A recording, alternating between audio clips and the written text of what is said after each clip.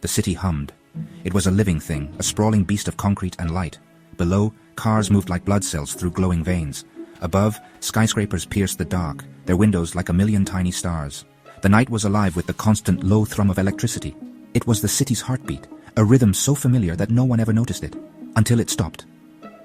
One moment, the world was a symphony of light and sound. The next, there was only silence. A deep, profound blackness swallowed everything.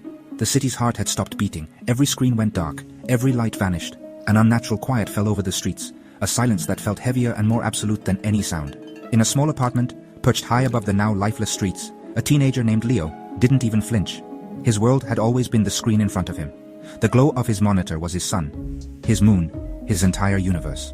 Tonight was no different. He was deep inside a network, a digital labyrinth he knew better than his own neighborhood.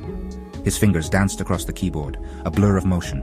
Lines of code scrolled past his eyes, a language he understood more fluently than spoken words. The city outside might have been plunged into chaos, but in his room, powered by a backup battery system he had built himself, his own world was perfectly intact and under his complete control.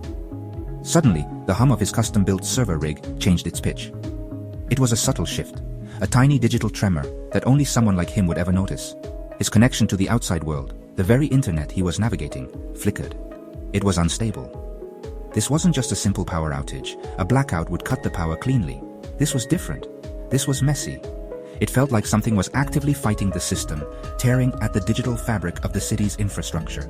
It was an anomaly, a puzzle.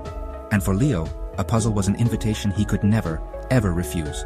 His curiosity was a powerful, driving force. He sat back, his eyes narrowing. The city's emergency power should have kicked in for critical systems. The grid was designed with redundancies, with fail-safes built upon fail-safes. For everything to go down at once, all at the same time, was statistically impossible.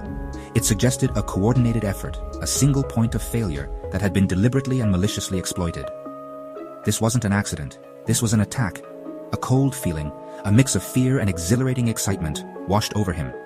Someone had pulled the plug on the entire city, and Leo was determined to find out who, and more importantly, how they did it.